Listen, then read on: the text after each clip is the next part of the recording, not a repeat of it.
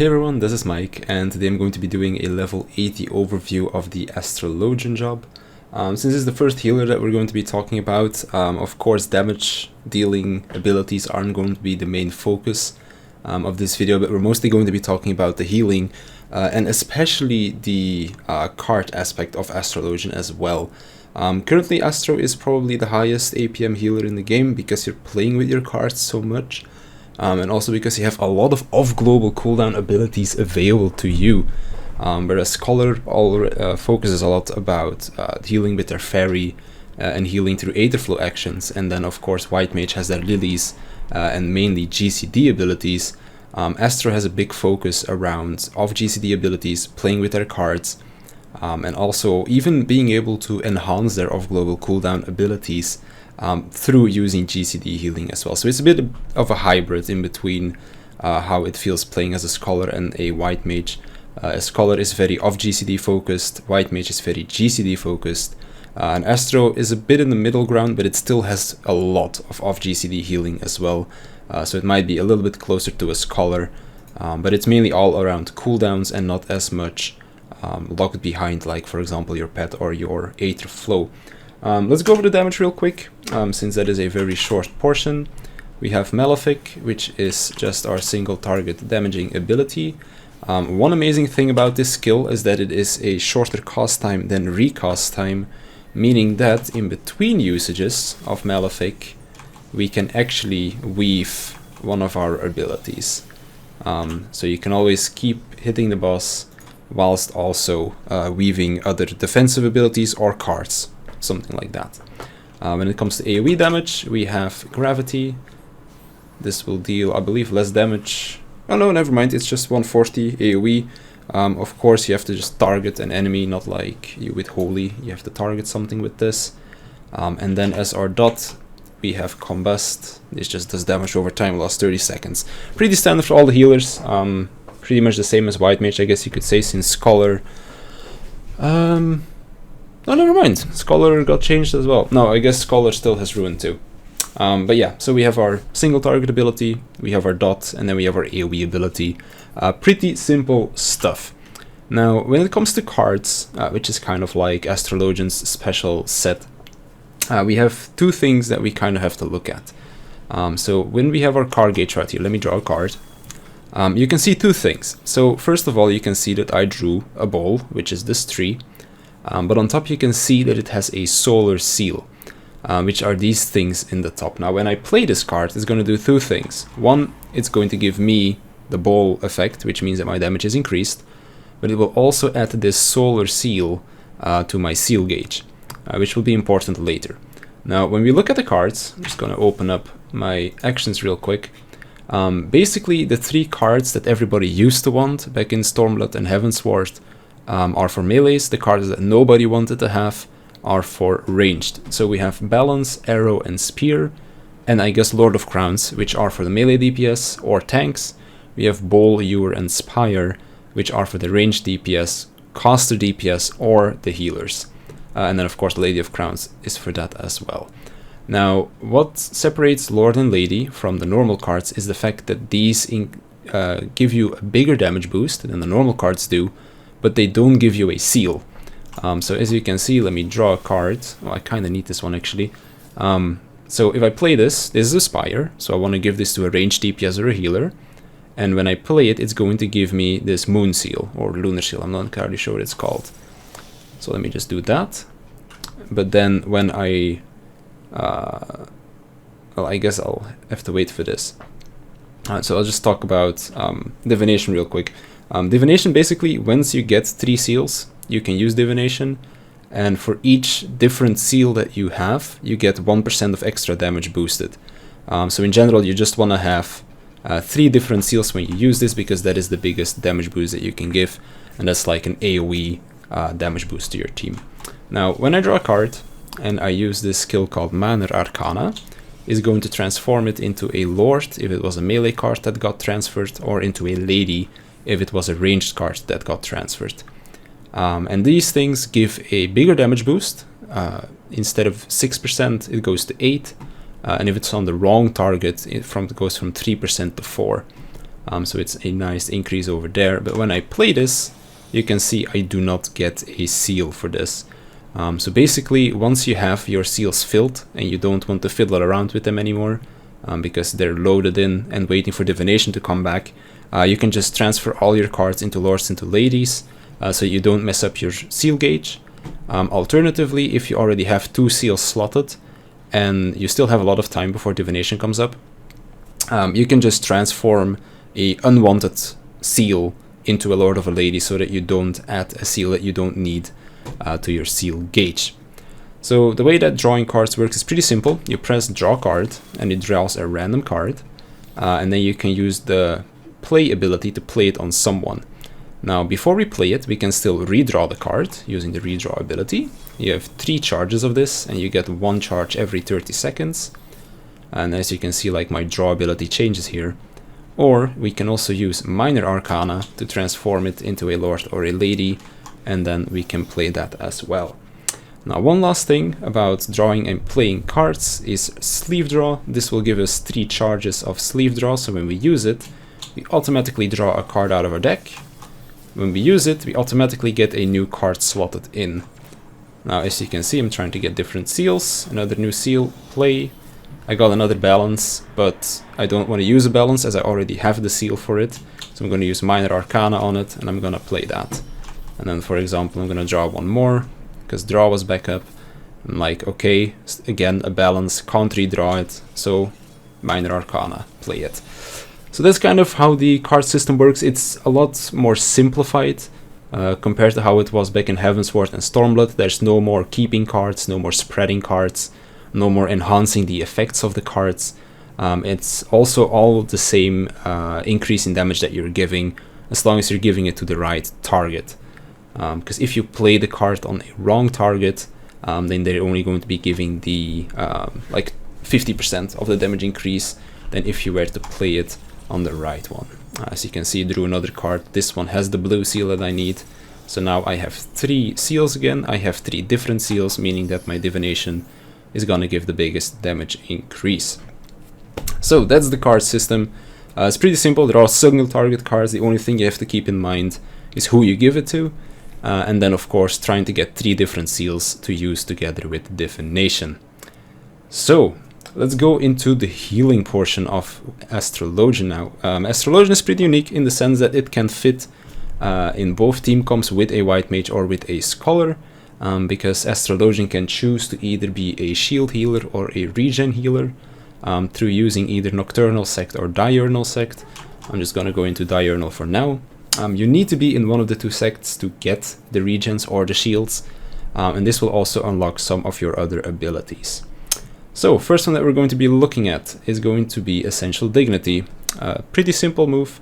You're going to be just curing somebody instantly like this, but as your HP drops lower, the heal that you're giving out is going to be much higher.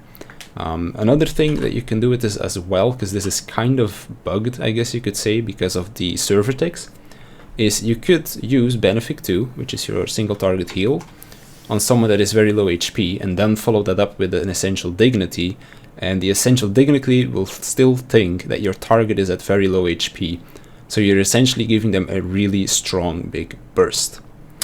Other than that, this also has 2 charges, so you can just keep 1 charge in case of emergency. Another heal is called Celestial Opposition. This will just do an AoE heal and then grant you an effect depending on the stance that you're in. If you're in your regen stance, it'll give you a heal over time. As you can see, the heals are ticking over on me. If you're in your shield stance, this will give a shield to all of your nearby party members. Another thing that interacts with your stances is Celestial Intersection. This one is especially good because it allows you to do the opposite of the sect that you're in. So since I'm in my regen sect right now, if I use Celestial Intersection, I gave myself a shield. If I was in my shield stance, this would have been a heal over time. It's also on a 30-second cooldown, so it's very, like, you can use it quite often. Another cool ability, Collective Unconsciousness. You can hold this for as long as you want, or well, until the duration runs out. But you can also just quickly weave it in between, because the effect, as you can see, will linger for a few more seconds. Now, as long as the bubble is up, everybody that is standing inside the bubble will take reduced damage. I think it's 10%. Yeah, it's 10%. And it will also apply a regen effect to everybody else who is in there. So if you want to use it just to give the regen, you just quickly weave it in between your abilities. The regen will be applied, and then people can already start moving out again. If you want to use it to get that 10% damage reduction on multiple hits, you are going to need to hold the ability for a little bit longer. Another one is called Horoscope. This one is kind of special because on its own it's pretty much worthless, but when you combine it with your other healing abilities, it is becoming quite strong. So we have our AoE heals over here, Helios and Expected Helios. Helios itself is just an AoE heal, pretty standard. Expected Helios will do a heal and then apply your stance's effect. So since I'm in my regen stance, this is going to be an AoE regen. If I was in my shield stance, it would have been an AoE shield. But now, if I use Horoscope, and I then use either Helios or Aspected Helios, the buff will transform into Horoscope Helios. And then I have 30 seconds to use the button again, and then when I press it again, it's going to do another AoE heal. So the way you use this is either if you're a shield healer, for example, you use Horoscope, you use the shields, party gets hit by rate-wide damage, you use Horoscope again to heal them back up. So you don't need to spend the extra heal. Alternatively, you can just use this before you apply a regen or something on the party, so that when you get hit by AoE damage or multiple instances of damage, you can just use this to heal back up again. So pretty good skill. On its own it's pretty bad, but when you need more than just one heal, you can use this to kind of supplement as your second healing instance. Then Synastry, which is one of our last healing abilities, when it comes to like non-global cooldown healing at least. You basically give this to a party member and they will receive 40% extra healing, equal to what you did on the other target. You can also use this on the same target that you're healing, just to give a 40% heal boost. But say for example 2 tanks are taking a tank buster together, you can give Synastry to one tank, you heal the other, and then the one that has the Synastry will get 40% of the heal that you gave to the other tank as well. And then last but not least, we have Neutral Sect. This is one of the strongest abilities that you have when it comes to healing. This will give you a 20% heal boost on all of your healing actions, and all of your sect specific skills will give both of the effects. So when I use this, and for example I use my Aspected Helios again, you'll see that I get both the Aspected Helios regen and I will get the Nocturnal Balance, which is a shield. These shields are also special in the sense that they will stack with other people's shields. Normally when I cast a shield as an Astrologian and the Scholar uses Succor or Adloquium, the Succor or the Adloquium would override the shield of Astro or vice versa. The shields of Nocturnal or of Neutral Sect are special shields in the sense that they stack with each other. So the Scholar can use a Succor and I can use a Neutral Sect Aspected Helios, and both of the shields would stack. So that's what makes it really strong. And then of course you're giving both of the effects, so when there is a lot of healing output required of you, not only do you get the 20% heal buff, but you also get the fact that you're both shielding and regenning at the same time. So it's incredibly strong to use like that. So let's take a look at our GCD healing abilities, as these are not too many. We have Benefic, single target weak heal. We have Benefic 2, single target stronger heal. In general, Benefic 1, or just Benefic, is cheaper to use for the potency that you get back in healing. So if you have to heal a lot, let's say in a dungeon, technically spamming Benefic is more mana efficient, but when it comes to being GCD efficient, you want to be using Benefic 2, as it heals more for only 1 GCD spent. So if you're somebody that wants to output more DPS and not care about your mana as much, then using Benefic 2 is more efficient when it comes to you dealing damage. When it comes to you just healing for mana spent, Benefic 1 is more efficient. It also has a 50% chance to make the next Benefic 2 a critical hit. So when you get that buff, you'll see Benefic 2 light up. I'm gonna see if I can proc it here. But it doesn't look like it wants to work. Okay, I'm gonna give up on it. But basically, when it does proc, the effect Benefic 2 will light up, and then this will restore critical HP. The other single target ability that we have is Aspected Benefic. This is an instant heal, so you can move around while you do this. And double and weave abilities as well, of course, since Astro is weaving a lot of their stuff. This will give either a regen or a shield, depending on which stance you are in. Then, for AoE abilities, we either have Helios, which is our normal AoE heal, and then Aspected Helios is the heal that also gives the stance effect, which is either the regen or the shield. So that's pretty much it for Astro's healing abilities. It's pretty fun. There's a lot of off-GCDs that you can weave now, both with your cards as well as with all of your other stuff, which comes to the healing portion. Because Astro is such a weaving-intensive job, I think, yeah, they did this with Helios as well. So you have your Malefic, which is a very short cast time. You have Helios, which is a short cast time as well. So you can actually be weaving quite a lot on this job. And if you also want to be double weaving quite a lot, we have an ability called Lightspeed, which not only reduces the cost of all of your spells by 15%, 50%, so it's already good for mana manipulation, but it also allows you to have no cast time on pretty much any of your skills. So you can just be moving around, cast all of your skills, and then in between this, use all of your abilities to weave and all of that other good stuff, so you don't really have to worry about clipping all of that into some other things. So yeah, that's pretty much Astro. It's a really fun job. It is probably my favorite healer to play at the moment, even though it is probably the weakest healer. But it's pretty fun. The card mechanic, if you're somebody who doesn't like White Mage, who is literally just you're pressing Stone and Dia, well, I guess it's Glare now, and then when you need to heal, you heal, or Scholar, where you're mainly focused on just pressing your DPS buttons as well, and then every now and then interacting with your pet. Whereas Astrologian is very much still the same as those other jobs as well, because you're pressing the same buttons to do DPS, but in between doing DPS, for your healing and especially your cards, your off-global cooldown usage will be a lot higher than the two other healers. So that's probably why it's one of my favorites. The card system is fun to play with, as of course it always has been RNG.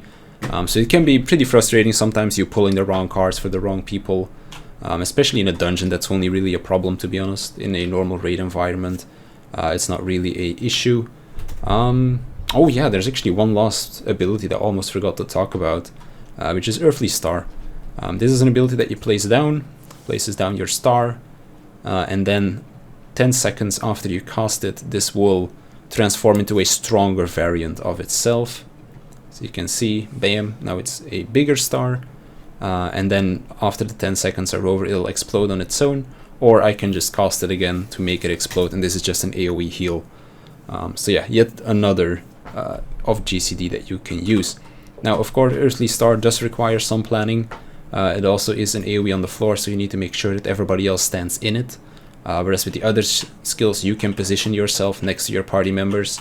But with Earthly Star, you need to make sure that your party members notice that it's there and that they run into the star themselves. So yeah, I think I covered everything there. Astro is pretty fun to play. Definitely recommend people to try it out. The cards are really fun to play with as well, when RNG doesn't decide to be a deck. And then you can buff your party. So yeah, that's it for Astro. If you have any more questions about it, feel free to ask them in the comments. I'm not the healer main, so I'll just do my best to answer them, and if not, I'll ask my friend who does play healers a lot more than I do. So with that being said, thanks for watching, hope you learned something, and I'll see you in the next one.